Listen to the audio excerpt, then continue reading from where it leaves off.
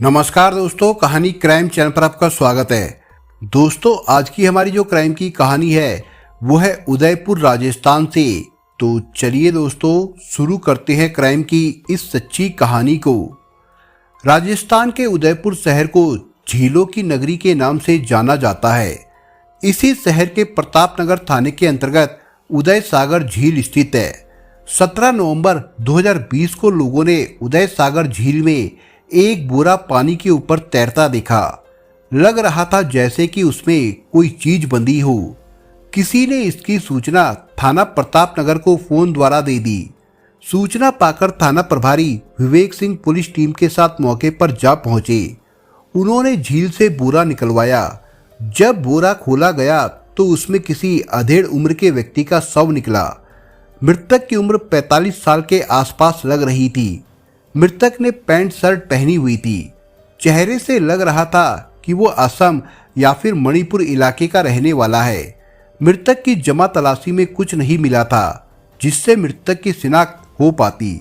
शव की शिनाख्त नहीं हो पाने पर कागजी कार्रवाई करके शव को राजकीय अस्पताल की मॉर्चरी में सुरक्षित रखवा दिया गया। पुलिस ने अज्ञात शव की पहचान कराने की पूरी कोशिश की, मगर किसी ने उस व्यक्ति की पहचान नहीं की। एक सप्ताह तक मृतक की पहचान नहीं हुई तो पुलिस ने शव को लावारिस मानकर मेडिकल बोर्ड से पोस्टमार्टम कराकर उसकी अंत्येष्टि करा दी। प्रतापनगर थाने में अज्ञात व्यक्ति का शव मिलने का मामला दर्ज कर लिया गया। पोस्टमार्टम रिपोर्ट में खुलासा हुआ कि मृतक को गला दबाकर मारा गया था। ये हत्या का मामला था, मगर जब तक मृतक की पहचान नहीं हो जाती तब तक पुलिस कार्रवाई करती भी तो कैसे। पुलिस ने खूब हाथ पैर मारे कि शव की कोई तो पहचान करे, मगर किसी ने इस व्यक्ति को देखा नहीं था। पुलिस ने अपने मुखबिरों को भी अज्ञात शव की सुरागसी के लिए लगा रखा था, मगर 4.5 महीने तक कुछ पता नहीं चला। मगर अचानक उदयपुर पुलिस की जिला स्पेशल टीम के कांस्टेबल प्रहलाद पाटीदार को मुखबिर से सूचना मिली कि कुछ लोग एक मृत व्यक्ति का मृत्यु प्रमाण पत्र बनवाने की बात कहते हुए कई पंचायतों के चक्कर लगा रही है। तब प्रहलाद पाटीदार और स्पेशल टीम के इंचार्ज हनुमंत सिंह भाटी की टीम ने जब 2 लोगों पर निगरानी की तो किसी व्यक्ति की मौत के बाद फर्जी डेथ सर्टिफिकेट बनवाने की बात सामने आई। टीम ने जब दोनों व्यक्तियों को हिरासत में लेकर सख्ती से पूछताछ की तो उन्होंने अपने 3 अन्य साथियों के साथ मिलकर आसाम के रंजीत की हत्या करने की बात स्वीकार की। उन्होंने बताया कि रंजीत की हत्या उसके बड़े भाई कौशिक ने कराई थी। आरोपियों ने पुलिस को ये भी बताया कि कौशिक ने उन्हें इस काम के लिए 12.5 लाख रुपए की सुपारी दी थी। स्पेशल टीम और प्रतापनगर पुलिस ने कड़ी से कड़ी जोड़ी तो फर्जी डेथ सर्टिफिकेट बनवाने के मामूली से प्रयास के पीछे अपराध की बड़ी कहानी निकल आई।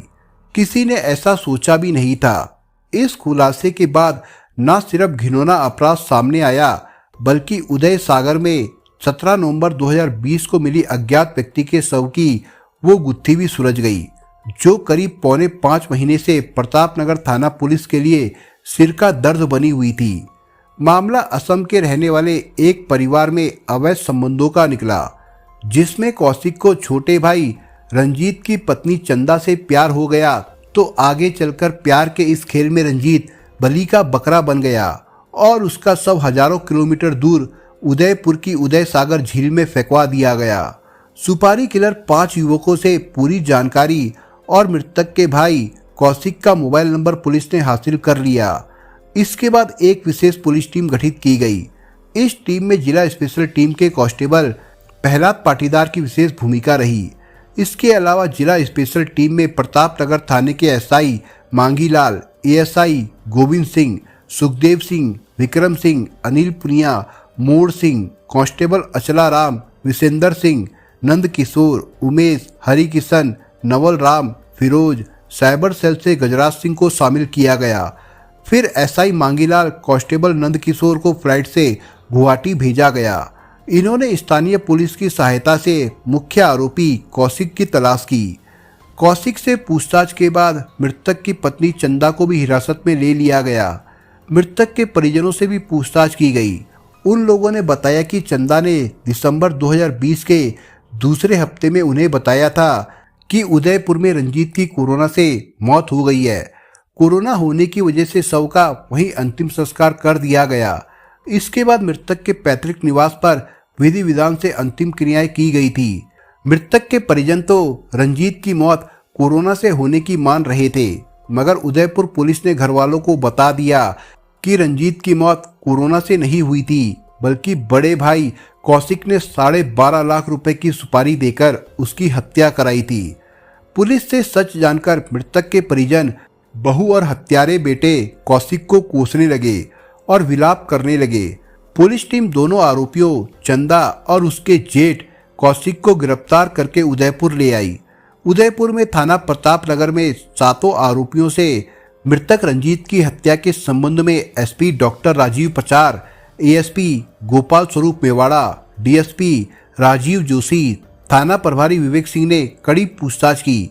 पूछताछ में सभी आरोपियों ने रंजीत की हत्या करने का जुर्म कबूल करके सारी कहानी बयां कर दी। इसके बाद एसपी डॉक्टर राजीव पचार ने 9 अप्रैल 2021 को प्रेस वार्ता करके पत्रकारों को इस मामले की जानकारी दी। पुलिस पूछताछ में अवैध संबंध में हत्या की जो कहानी प्रकाश में आई वो इस प्रकार है। मनमोहन दास जिला कामरूपुर मेट्रो आसाम के रहने वाले थे।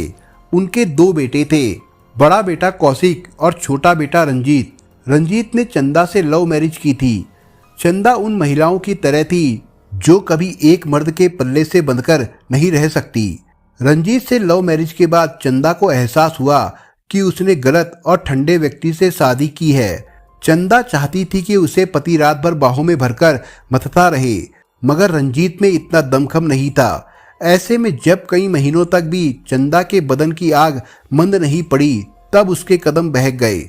उसने घर में ही अपने जेठ कौशिक पर ध्यान देना शुरू कर दिया। कौशिक उससे उम्र में 10 साल बड़ा था, मगर वो था गबरू। हष्ट-पुष्ट कौशिक ने छोटे भाई की पत्नी चंदा को अपनी तरफ ताकते हुए और मुख आमंत्रण देते हुए देखा तो वह आशय समझ गया। एक रोज घर में जब कोई नहीं था तो कौशिक ने चंदा को अपनी मजबूत बाहों में भर लिया। चंदा ने कुछ प्रतिक्रिया नहीं की तो कौशिक का हौसला और बढ़ गया। वो उसे बिस्तर पर ले गया। तब दोनों ने अपनी हसरतें पूरी की। वैसे तो चंदा कौशिक की बहू लगती थी, मगर उन दोनों ने जेठ बहू के रिश्ते को कलंकित करके एक नया रिश्ता बना लिया था, अवैध संबंधों का रिश्ता। एक बार दोनों के बीच की मर्यादा रेखा टूटी तो वे अक्सर मौका निकालकर हसरतें पूरी करते रहे। कौशिक उदयपुर राजस्थान स्थित एक कंपनी में नौकरी करता था। वो छुट्टी पर घर आता तो चंदा के इर्द गिर्द ही मंडराता रहता था। दोनों एक दूसरे से खुश थे, मगर कभी कभार उनका मन होने पर भी रंजीत के होने की वजह से संबंध नहीं बना पाते थे। ऐसे में उन्हें रंजीत राह का कांटा दिखने लगा था। रंजीत वही कामरूप में ही काम करता था। कई साल तक चंदा और कौशिक के बीच ये खेल चोरी छिपे चलता रहा। घर परिवार में किसी को भनक तक नहीं लगी थी। कौशिक की उम्र 50 साल की हो गई थी, फिर भी वो बिस्तर का अच्छा खिलाड़ी था। चंदा ने तय कर लिया कि वो रंजीत को रास्ते से हटवाकर उसकी पैतृक संपत्ति और इंश्योरेंस के पैसों से कौशिक के साथ ताउम्र मौज करेगी। उसने अपनी योजना प्रेमी जेठ कौशिक को भी बताई तो वो बहुत खुश हुआ। वो भी यही चाहता था। सन 2020 में कोरोना की वजह से काम धंधा बंद हो गया था। कौशिक उदयपुर से अपने घर कामरूपुर लौट आया। जब काम धंधा शुरू होने वाला था तब कौशिक ने अपने भाई रंजीत से कहा, रंजीत यहाँ काम नहीं है, मैंने तेरे लिए उदयपुर स्थित अपनी कंपनी में बात की है, तुम वहां जाकर साइट देख लो, पसंद आए तो वहीं काम करना। रंजीत को बड़े भाई की बात जच गई। वो अगले दिन ही उदयपुर के लिए निकल पड़ा। कौशिक ने इससे पहले चंदा के साथ मिलकर रंजीत की कहानी खत्म करने की योजना बना ली थी। चंदा ने कौशिक को 12.5 लाख रुपए देकर कहा कि पति जिंदा नहीं लौटना चाहिए। कौशिक अपने भाई से मोबाइल के जरिए कांटेक्ट में रहा। कौशिक ने उदयपुर में अपनी पहचान के राकेश लोहार को फोन करके कहा, एक आदमी जयपुर आ रहा है, उसे गाड़ी में ले जाकर उसका काम तमाम कर देना, तुम्हें 12.5 लाख रुपए दे दूंगा। ठीक है कौशिक भाई, उसका मोबाइल नंबर दे दो, मैं मिलता हूँ और उसका खेल खत्म कर दूंगा। राकेश लोहार ने भरोसा दिया। राकेश लोहार ने रंजीत का मोबाइल नंबर ले लिया।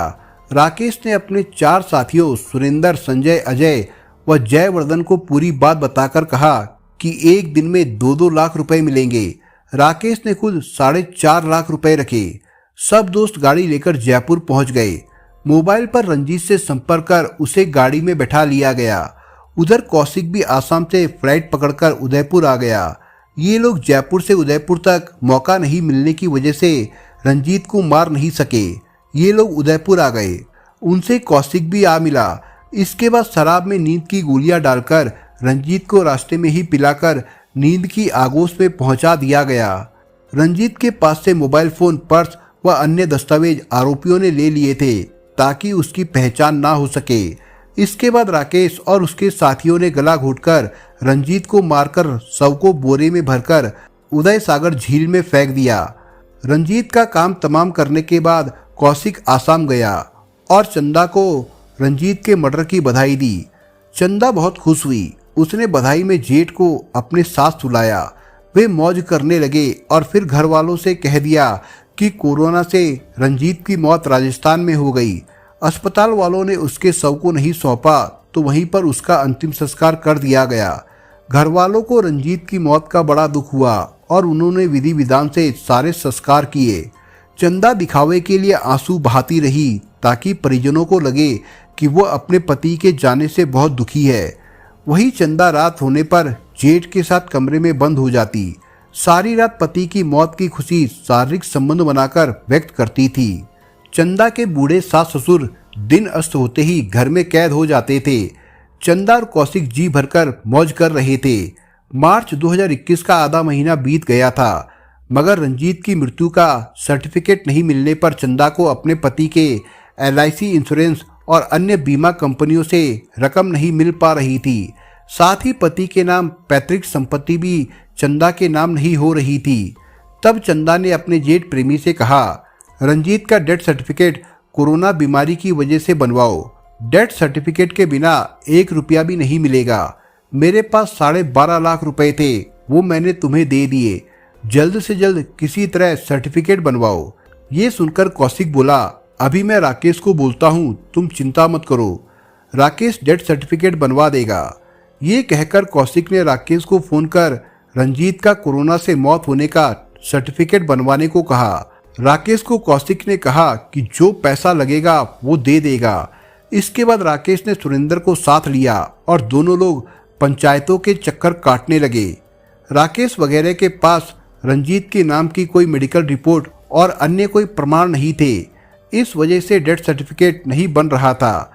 तब वे लोग पैसे देकर सर्टिफिकेट बनवाने का जुगाड़ भी लगाने लगे थे। ऐसे में ये लोग स्पेशल टीम के कांस्टेबल प्रहलाद पाटीदार की निगाह में चढ़ गए। प्रहलाद ने टीम प्रभारी DSP हनुमंत सिंह भाटी को इस बारे में जानकारी दी और फिर निगाह रखकर इन्हें धर दबोचा।